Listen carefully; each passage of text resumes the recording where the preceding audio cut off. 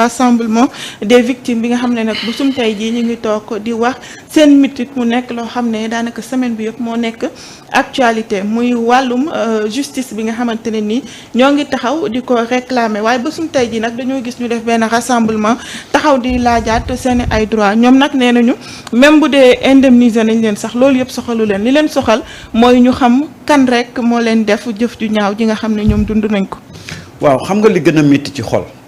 mooy nit tooñ la ba pare ngay gis nit ñooñu tooñ la di daagu comme si dara xewul c'est frustrant c'est frustrant c'est-à-dire que aujourd'hui tey waroon nañ nekk ci affaire justice bi à fond ba ñu commencer évacuer les premiers jugements mais depuis 1 an 4 mois ou 5 mois li nga xam ne moo nekkoon priorité li nga xam ne moo taxoon nit ñi gën voter pour ce régime là bu ñu toogee ba heure bi gis ne mu ngi yéex wala commencé gul les gens dañuy am problème c'est pourquoi li ñuy laaj ni c'est une revendication légitime dañu am ñu leen tooñ ñii dañu leen gaañ ñii dañu rey seeni ay doom seeni ay rak seeni ay mag seeni ay jëkkër mais li gën a légitime mooy nga laaj justice parce que justice moo jiitu lépp fi ñu jógee ak fi ñu agsi tey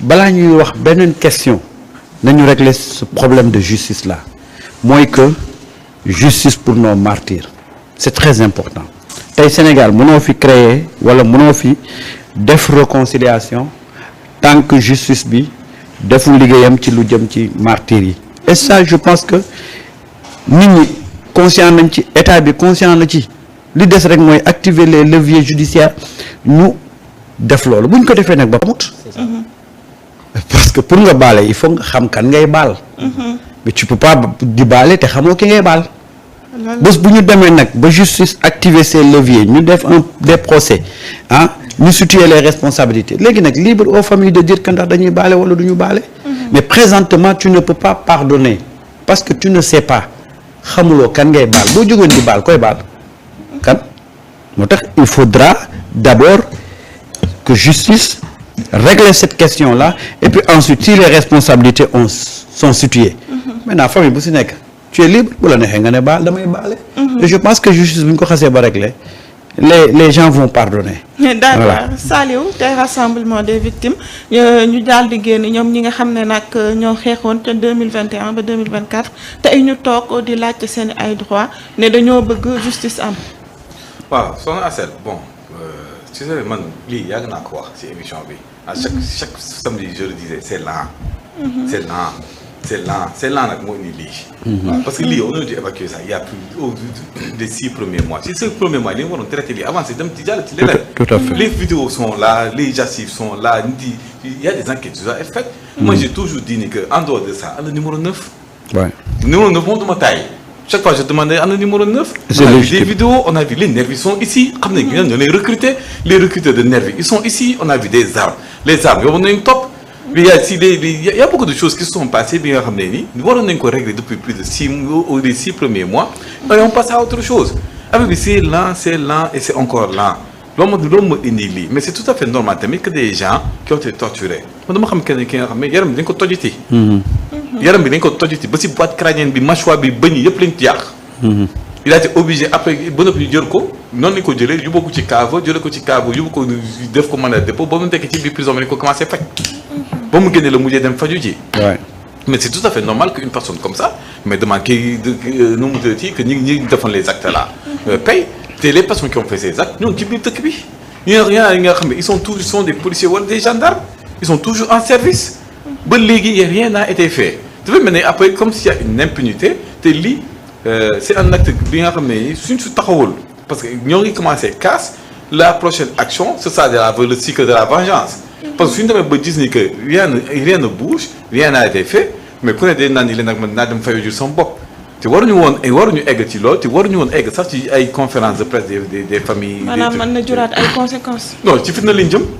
parce que instant bi su regarde évolution la marche des choses nu mu nekk di évoluer mais ci fitna lañ jëm parce que yeneen yi nga xam ne ku ne man baaluma mais ça veut dire que bis bu jekkoo wala ku xamee ni ka moo rey doomam wala ka moo gaañ doom mais kooku day fayu parce que surtout s'il n'a pas été jugé ni rien du tout maintenant nag pour que les familles yi nga xam ne ni elles ont perdu leur enfant elles ont perdu un membre de leur famille le deuil on a toujours dit que pour que le deuil se fasse dans les cas de meurtre il faut qu'on attrape le meurtrier bon depuis ñu xam les raisons qui yu tax mu def loolu mais loolu jusqu'à présent rien n'a été fait ñuy rey xamuñu leen pourtant il y a des vidéos comme xale bi nekkoon rond-point parcelle. oui Cheikh Wade. waaw kii nga xam ne policier moo ko dóor bal. le policier là suñu seetee tout ça war nañ ko gis war nañ ko xam. où est-ce qu'il est il est peut-être il est toujours en fonction wala gën na dëkk bi ñiy torturer ils sont là. personne il suffit daal ñoo ngi vaquer à leurs occupations tranquillement dara xewul. et cetera bon depuis il y a eu des disparitions loolu tamit duñ ko lijjanti. il y a beaucoup de choses yi nga xam ne lii nga lii les 6 premiers mois lañ ko waroon évacuer. et ñu avancé les enquêtes elles ont commencé depuis le départ les vendeurs d'armes war nañ leen jàpp ñiy distribuer armes yi war nañ leen jàpp ñii doon wut ay nervis war nañ leen jàpp mbër yi nga xam ne ñoom parce que dafa am ay mbër yi nga xam ne c'était des nervis et des recruteurs de nervis fii am na ay mbër yu bëri ay nervis ñoom ñëpp dañ leen war a jàpp dem ñu tëj kaso parce que mënu ma concevoir ngay nekk ci biir. mais est-ce que yombee na noonu tamit. lan mooy yombee noonu loolu. 6 premiers mois yi ñu ñëw jël leen. les 6 premiers mois su ñu lancé enquête yi jàpp nañ ci yu bëri. parce qu'il y a beaucoup de vidéos qui sont là am na ñu si bëri dañ leen filmé. am na ñu si bëri ñoo ngi si internet bi ñu ngi leen filmé ñoo ngi leen fa ñaar 5 ans ñoo ngi fii. am na ay mbër yu bëri nga xam ne dañ naan kii fii y a beaucoup de témoins dañ naan tel mbër il recruté mënoo recruter nervi yi nii y a des photos y a des gens yi nga xam ne qui étaient prêts à témoigner mais ñooñu ñëpp soo ko lancé enquête bi et que tu commences à faire tes enquêtes mais tu vas commencer à convoquer des gens soo commencer à convoquer nit yi petit à petit tu vas remonter la filière. mu nga am sax y a des gens yi nga xam ne qui des listes entières avec des paiements et tout ça mais bu boobaa képp ku nekk si liste dañ koy convoqué. et ensuite bu boobaa après nga dresser les chefs d'inculpation nga jàpp tëj ci biir kaso bi mu jeex ñu jàpp nervi yi jàpp numéro 9 xëy na sax numéro 9 jàpp nañ ko comme ça je ne sais pas la demande woy numéro comme mooy numéro 9 am na numéro 9 donc ainsi de suite on allait régler ce problème là et après 18 mois comme 20 mois. Instant bi le problème a été réglé on serait passé à autre chose mais rien n'a été fait depuis lors affaire bi c'est lent et c'est plus que lent. lii nag su nañ ko il faut ñu jël ci ay matuwaay yu leer nañ avant que les choses ne dérapent et que le cycle de la vengeance commence. ce cycle de la vengeance bis bu commencé arrêté ko wala continuer ko dina métti trop parce qu'on a des gens yi nga xam ne ils sont déterminés. état bi moo waroon jël ay matuwaay pour régler pour coono yi ma teg état bi defu ko. ñi nga xam ne dañoo ñoo ma teg coono bi ñoo ngi fi si vivre la vie tranquillement ma yàq nañ sama àddina donc damay fayu ñu yàqee sama àddina noonu laay yàqee sa àddina maanaam damay jël seen bakkan. si y a par exemple 50 détenus qui décident de chercher 50 personnes ça te fait 50 meurtres wala 50 mois nga xam affaire fan la mën a dem donc lii moom il faut qu'on accélère la cadence comme disait Mimi Touré et qu'on essaie de régler ce problème là le plus rapidement possible. Rawane tey ban jàngat nga mën a am ci sortie bi nga xam ne victimes yi def nañ ko parce que 16 mois au pouvoir su ma juumul ba tey ñu ngi réclamer justice. waaw Astel c'est-à-dire man li ma jàpp mooy que ni régime bi bu ñu réglé woon tous les problèmes yi fi nekk ci wàllu économie te réglé wuñ problème bi quelque part ils ont échoué. parce que dama seetlu ne dans l'histoire surtout dans l'histoire de ce pays. problème yu mel nii bu fi amee te defuñu ci liñ ci war a def. day répété wu te buy répété wu dafay gën a pire. l'histoire de Gaye. bul sonn man en fait te defal remarque. 2011 14 morts lañ lay wax. defuñu ci liñ ci war a def actuellement on te parle de 87 et quelques morts. c'est-à-dire boo remonté dans les années 2000 c'est-à-dire bu amoon manifestation bu amee mort itam daawul yegg 14. boo remonté waatee un peu dans les années 90. c'est la même chose donc plus ñuy yéeg moins effectivement ñu trouver ay solutions ak ay régler ay problèmes plus bu amaatee muy gën a pire. donc jàppal ni gis nga lu mel ni jiixi jaax bu mel ni bis boo amatee ci réew mi te lii réglé wuñ ko c'est-à-dire day gën a compliqué. parce que yeneen pays yemu xew noonu la demee. c'est-à-dire yeneen pays yemu xew dañ daan xeex ñu bay bayal après am benn ku ñëw koo xamante ni. très bien. te loolu moo gën a garaaw ci une nation. te xam nga Sénégal moom quoi qu'on dise am na nation. parce que loolu moom bokk na ci li nga xamante ni ci les peu de choses yi Senghor réussir mooy bâtir une nation au Sénégal. donc am na fi kalante am na fi leneen ak leneen mais saa ay deret dafa fort. te yaakaar itam ki koy yàqi également boo gëmul yàlla tuuti c'est-à-dire sa noonu lay doon loolu mooy dëgg. pourquoi ma wax ku ko yàqi tey da ngay gis koo xamante ni day génn ne la man c'est-à-dire tey maanaam góor jëm rek laa ci yor. donc loolu kooku noonu tey boo ko ñëwee naan ko effectivement bureau bi la def lii et tout ça nañu xool nuñ ko waxtaanee et cetera mais danaan mais kii damaa yëpp. te frustration surtout boobu di woote réconciliation. exactement les frustrations boobu de plus en plus moom ngay gën a gis muy gën di fay. donc actuellement bu njëkk li ñu doon wax mooy dafa yéex léegi maintenant tu as même l'impression que naruñoo def dara sax moo tax coow li gën a bari. tout à fait. coow li gën a bari xam nga li ñuy di wax ne indemnisation en réalité boo rendre justice waa ji am indemnisation. parce que loolu justice da ko prévoir. parce que l'indemnisation et l'assistanat nag c'est pas la même chose. non. ñii nii nekk ay victimes ils ont besoin d'être assistés. ñu faj leen ñii ñu dàmp leen ñii ñu permettre leen ñu mën a continuer am une vie décente.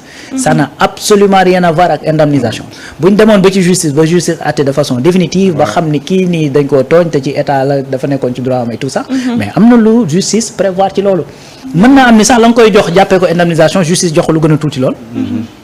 wala mu jox lu ko ëpp. tu vois donc en tout cas c'est-à-dire vérité. mooy jiitu réconciliation. sànq doyen mi ngi joxe exemple Afrique du Sud boo demee Afrique du Sud dañoo amoon commission vérité et réconciliation. pourquoi waxuñu réconciliation et vérité. parce que l'ordre des mots ont leur sens. absolument à son sens. l'ordre des mots donc vérité et réconciliation balaa ngay juboo ak nit da ngay xam. ba ñu établir ne moo la def sangam. moo coupable ci nangam. man su fekkoon damaa ñëw ci yow jugé gu ñu defuñu dara ma ñëw ne la kaa ñu réconcilier mais xanaa di nga ne ma loo ma def. donc loolu nag il faut. parfois man ngaa xalaat sax ne dafa am pièce ci ginnaaw. mais noonu la parce que tooñante nañu justice amagul nga ne ma kaa ñu juboo damay jàpp ne kii bu ma juboo ak moom est-ce que ëllëg du ma def leneen. merci beaucoup. donc c'est-à-dire actuellement il faut enquêter et puis problème bi mooy y a pas que les bourreaux ñi nga xamante ne dañoo nekk par exemple ki la ñëw dóor la. wala ki la jël tirer la balle y a pas que ça. c'est-à-dire derrière ñoom dafa am ñoo xamante ni ñoo leen aidé ñii financé ñii commandité ñii joxe arme et cetera ak yu demee noonu mais ñooñu également dañoo war a rendre des comptes te parmi ñooñu daf ci bari ñoo xamante ni fu mu toll nii xel tey na ci ñoom que ni alal jii ñuy wax ni moo réer ci réew mi ben ci seeni loxo la dem parce que actuellement il y a deux problèmes yoo xamante ni les Sénégalais ne vont pas laisser passer wala boog la majorité des Sénégalais ne va pas laisser passer mooy problème mu victime yi ak deniers publics yi c'est-à-dire mënuñoo juboo ci loolu n'est-ce pas donc ëllëg bu fekkee ni yow da nga def loolu nga ni nañ juboo mais bu ko keneen di def dana non de toute façon xewoon na fi après dañ ko waxtaanee et puis on est passé à autre chose c'est-à-dire bëgg a nekk ci jàmm warul dédouaner nit ñi des crimes yi nga xamante ne dañ koo commettre Sénégal du Mali li yëngal Mali c'est pas uniquement un problème politique dafa am ay yeneen considération yoo xamante ne dafa am mooy li ñuy wax ci sous-région beeg et cetera donc encore une fois c'est-à-dire ce régime bu defee lépp lu mu war a def te bàyyi effectivement ces deux questions là quelque part dina leen dab ci kanam dina leen dab parce que mënul jàll par perte de profit Astou c'est-à-dire mi ngi rappelé léegi Cheikh Wade il est mort drapeau à la main ay carax la soloon ñu dóor ko bal ci bopp comme ça nii ah nga jël le jeune kii Diop je sais plus mooy mécanicien bi nga xamante ni dafa woor ba ngoon nekk ci biir atelier bal bi ci biir atelier bi la ko fekk ak ñaari commerçant yi nekkoon Colobane aussi ñoo xamante ne manifesté wuñu woon sax xam nga yow kuy manifester sax ñu ne kii da doon manifester benn droit constitutionnel et cetera mais il y a des gens qui n'ont même pas manifesté le jeune Fallou Sène bi dëkk Pikine nga xamante ne yaayam dañu ko bul génn parce que dafa bëri ji jaaxa foofu affaire yi il sort ñu dóor ko bal après les gens disent que ni diw la buy ànd ak diw mais loolu il faut régler ça am na benn boy Ibrahima la tudd Kër Massar la dëkk fii Grand Yoff dafay romb ñu ne ci balcon bi la ki yor fetal bi tiré mu dal ko ci bopp c'est Macky Sall lui-même qui a annoncé que am na jeune bu ñu dóor bal ci bopp fële à Grand Yoff ci biir dialogue bi kooku mi ngi actuellement di dox ak séquelles boo gisee lii lépp ay cicatrices la mais tout ça ne peut pas mënuñu ko évacuer comme ça. non. donc il faudrait que liñ ci war a def ñu def je dis pas que ñoom defuñu ci dara mais buñ ci defee dara tamit. xaw naa yéex. n'est-ce pas donc nag la dernière sortie bi nga xamante ni bon président def na ko après dafa ñëw daal di créer benn doute ci gars yi ne est-ce que finalement sax gars yi danañ ko traité donc yéexaay bi est-ce que du defuñu ko sciemment. maintenant il faudrait que ñu dalal xelu Sénégalais s'il le faut génn wax ne ñoo ngi ci mais fii lañ ci toll en plus aussi y a pas que les victimes yi nga xamante ne dañ doon manifester wax naa ko léegi. mais Mancabou il est mort où dañ koy faral di fàtte. ah oui les deux gendarmes là. Didier Badji et Fulbert disparaître comme ça nii loolu duñ ko wax. absolument mais. ba tey leerul. voilà effectivement li nga xamante ne moom moo tegu sur la table. Et tout ce que demandent les Sénégalais mooy que ni loolu na leer. na leer ñu xam ne ñii ñooy sunuy bureau doom ñii ñoo leen commandité ñii ñoo nekkoon ci derrière ñii ñoo utiliser certainement sunu ay deniers sax pour mën a financer tout ça. gis nga rawal dogguma la de. mais gis nga contexte bi ñu nekk nii da ngay xool lan mooy exigence su Sénégalais yi. du ceeb bu ñu wàññi. du diwlin bu ñu war a wàññi. du je sais pas sucre bu ñu war a wàññi. du ndox mu ñu war a wàññi wala courant. parce que sénégalais xam nañ ne à l'état actuel des choses. Ouais. économiquement le Sénégal ne peut pas se permettre di opérer yooyu. mais dañoo xool li nga xam ne moo gën a jàmp ñu jàpp ne sax moo gën a légitime muy reddition des comptes. oui ak justice pour nos martyrs. xam nga reddition des comptes bi c'est impératif parce que tey mënuloo di leb ay milliards. oui te ay nit tëdd ci say milliards. oui mënul nekk nous avons des banques ambulantes fii ci Sénégal. c'est vrai. koo ci fëgg tey la ngay dem di lebi mu nga